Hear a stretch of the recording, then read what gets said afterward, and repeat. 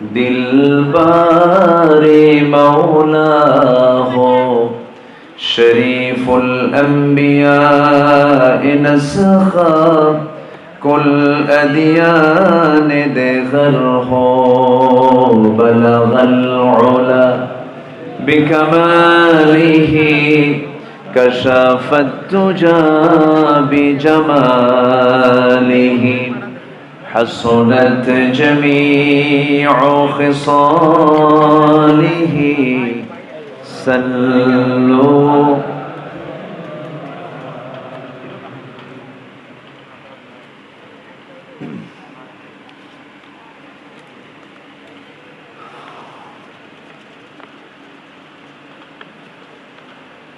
প্রাকৃতিক সৌন্দর্যের অপরূপ লীলাভূমি বৃহত্তর পাবনা অঞ্চলের সিরাজগঞ্জ জেলার শাহজাদপুর উপজেলার রতনকান্দি দক্ষিণপাড়া কবরস্থান সংলগ্ন হাফিজিয়া মাদ্রাসা মাঠে অনুষ্ঠিত আস-সুন্নাহ ইসলামিক সংগঠনের উদ্যোগে আয়োজিত প্রথম বার্ষিকী তাফসীরুল কোরআন মাহফিল 2025 মহৎ আয়োজনের সম্মানিত সুযোগ্য সভাপতি জনাব বীর মুক্তিযোদ্ধা জনাব ইমানুল মাস্টার, প্রধান অতিথি ডক্টর এম এ মোহিত, আজকের প্রোগ্রামের বরেণ্য মেহমান মাওলানা মুফতি নাজমুল হুদা নাইম সাহেব, কথা বলেছেন হাফিজ মাওলানা আব্দুল্লাহ মাহমুদ আল আজহারি হাফিজাহুল্লাহ। আমার ডান পাশে উপবিষ্ট আছেন, আমার পূর্বে কথা বলেছেন দক্ষিণ এশিয়ার বৃহত্তম ইসলামী সংগঠন বাংলাদেশের কোটি জনতার প্রাণপ্রিয় সংগঠন বাংলাদেশ জামাত ইসলামীর শাহজাদপুর উপজেলার সম্মানিত আমির, ইসলামী আন্দোলনের অকুতোভয় সৈনিক, শিক্ষাবিদ অধ্যাপক মিজানুর রহমান, উপস্থিত হাজারাত উলামায়ে কেরাম, ফদলায়ে ইজাম, সুশীল সমাজ, জাতির শ্রেষ্ঠ সন্তান, শিক্ষক মণ্ডলী, জাতির বিবেক সাংবাদিক বৃন্দ, সামনে উপস্থিত দূরে কাছের বিভিন্ন স্থান থেকে ছুটে আসা কালেমার ঝান্ডাবাহী, তাওহীদের পতাকাবাহী, দ্বীন ইসলামের নরসারদুল বীর মুজাহিদ, প্রাণ প্রিয় সম্মানিত দ্বীনি ভাইরা, আড়ালে বসে আছেন শ্রদ্ধেয়া সম্মানিতা মা বোনেরা।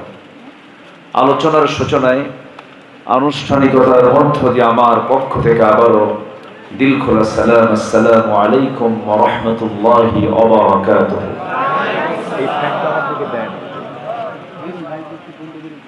সালামের জবাব একটু দুর্বল মনে হচ্ছে। আসসালামু আলাইকুম ওয়া রাহমাতুল্লাহি ওয়া বারাকাতুহু। সবাই কেমন আছেন? সবাই কেমন আছেন বলুন। আমাকে প্রশ্ন করলেন, এই তো লক্ষণ ভালো। আমাদের পারস্পরিক একটু খোঁজ খবর নেওয়া, মোহাব্বত তৈরি হওয়া, এটা কি আমাদের জন্য কি বিপদের লক্ষণ না ভালো লক্ষণ? ভালো। আসলে আসতে দেন, হ্যাঁ আসতে দিলে এখানে আবার বাতাস জোরে লাগলে এই আওয়াজটার সাথে আবার ওটা চলে যাচ্ছে। হ্যাঁ, সম্মানিত হাজিরিন, আমাদের এই 800 কোটি দুনিয়ার 800 কোটি মানুষের এই দুনিয়ায় 200 কোটি মুসলমান, প্রতি 4 জনে 1 জন মুসলমান, 56টি মুসলিম রাষ্ট্র, প্রাকৃতিক সম্পদ, খনিজ সম্পদ সব দিক থেকেই মুসলমানের ভাগেই বেশি অংশ পড়েছে।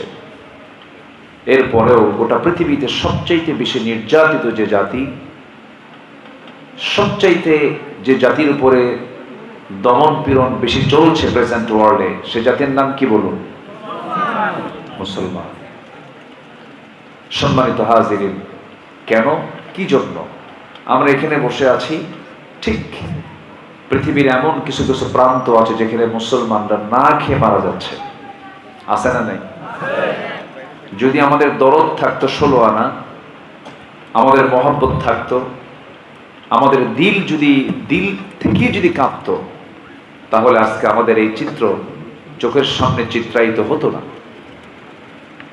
থাক না, আর দরকার নাই, আর দরকার নাই, নিচে নামায় দেন। হ্যাঁ, তো এই জন্য আমাদের পারস্পরিক মহব্বতটা প্রেজেন্ট ওয়ার্ল্ডের যে চাহিদা, আমাদের কমানো দরকার না বাড়ানো দরকার? বলেন কমানো দরকার না বাড়ানো দরকার? বাড়ানো দরকার। আশিদ্দাউ আলাল কুফফার রুহামাউ বাইনাহুম, কাফিরদের ব্যাপারে খুব কঠোর হতে হবে এবং মুমিনদের পরস্পর থাকতে হবে রহম দিল, অত্যন্ত আন্তরিক থাকতে হবে। আমাদের ভ্রাতৃত্ব যত মজবুত হবে, আমাদের বিজয় তত নিকটবর্তী হবে। বলি আলহামদুলিল্লাহ। তো জিজ্ঞাসা করেছেন আমি কেমন আছি? আল্লাহর মেহেরবানি, আল্লাহ তাআলা আমাকে আপনার কাতারেই রেখেছেন, আলহামদুলিল্লাহ। আমি 10-12 দিন মক্কা মুকাররমা মদিনা মুনাওয়ারা ছিলাম, ফ্যামিলি সহ উমরায় ছিলাম। এখনো ফ্যামিলি তারা দেশে আসে নাই। 7 জন সদস্যের আমি একজন শুধু দেশে আসছি, আর তারা আজকে পথে আছে। এখন তারা মদিনা মুনাওয়ারা থেকে জেদ্দা হয়ে ওমানের মাস্কাটে তারা এখন ট্রানজিট টাইমটা পার করছে। আমি আগেই ইমার্জেন্সি টিকিট কেটে, এই যে মাহফিলের ওয়াদা করা আছে, না আসলে তো হুজুরদের বেকায় দেখেও বুঝতে চায় না, গালিগালাজ শুরু হয়ে যায়, না বুঝে অনেক কিছু বলে ফেলে। এই জন্য আমি নতুন করে একটা টিকিট আবার কেটে আমি ফ্যামিলি থুই চলে আসছি আপনাদের মহব্বতে। কেউ তো আলহামদুলিল্লাহ কইলেন না? সেই সফরে আমার ছোট্ট 2 বছরের মেয়েও আছে, তাদেরকে রেখে চলে আসছি। কারণ দিনের এই একটা বৈঠক, এই বৈঠকে আপনারা আমাকে মেহমান করেছেন, যদি না আসতে পারি, না আসি, এটা মাহফিল কমিটির জন্য চরম একটা টেনশনের কারণ। আসলে আল্লাহর মেহেরবানি, আমরা এই পৃথিবীতে মুসলিম হয়ে জন্ম নিতে পেরেছি, বলি আলহামদুলিল্লাহ। মুসলিম ঘরে আমাদের জন্ম হয়েছে। 800 কোটি দুনিয়ার 200 কোটি মুসলমান, বাকি 600 কোটির ভিতরে ইসলাম নাই। আমরা আল্লাহর পক্ষ থেকে নির্বাচিত বান্দা, বলি আলহামদুলিল্লাহ। জোরে বলি আলহামদুলিল্লাহ। সম্মানিত হাজিরিন, আমি খুব বেশি লম্বা সময় নেব না, আমি নাতিদীর্ঘ কথা বলবো। তবে যতক্ষণ কথা বলবো আমি, সবাই কি আমাকে সময় দিতে রাজি আছেন? কারো কোনো সমস্যা নাই তো? কারণ আপনাদের এলাকার নামই তো অত্যন্ত ঐতিহ্যবাহী নাম। ভয় পাচ্ছি, কারণ আপনারা সবাই শাহজাদা, শাহজাদপুর না। এখানে কেউ গোলাম নাই, এখানে কোনো ফকির নাই, সব শাহ, বাদশাহ। বাদশার জাদা মানে কি? বাবু বাদশাহ, ছেলেও বাদশাহ, শাহজাদা, শাহজাদপুর। এখন এই বিশাল আপনারা সম্ভ্রান্ত এলাকার মানুষ, আমি একজন নগণ্য গোলাম, আমাকে শেষ পর্যন্ত সময় দেওয়া যাবে তো ইনশাআল্লাহ? জোরে বলি ইনশাআল্লাহ। তবে হ্যাঁ, শাহানশাহ কেউ না, বাদশার বাদশাহ তিনি কে? আসতে বলবেন না কে? আল্লাহ এক জায়গায় বলছেন কোরআনে, ওয়া আনতুমুল ফুকারা ওয়া নাহনু আগনিয়া, তোমরা সবগুলো ফকির। তোমরা সবগুলো কি? ফকির। আল্লাহ বলছেন আমি হলাম ধনী। কারণ পৃথিবীর কোনো মানুষ একা চলতে পারে না, তার মুখাপেক্ষী হতে হয় অন্যের কাছে, ঠিক কিনা বলেন? আল্লাহর কি কাউকে লাগে? আসতে আল্লাহর কি কাউকে লাগে? মূল বাদশাকে, শাহজাদপুর কি বলেন? কিচ্ছু না। কত রাজা মহারাজার বিদায় হলো, দেখেন না? কি দাপট, কত মাস্তানি, কত মাতব্বরি।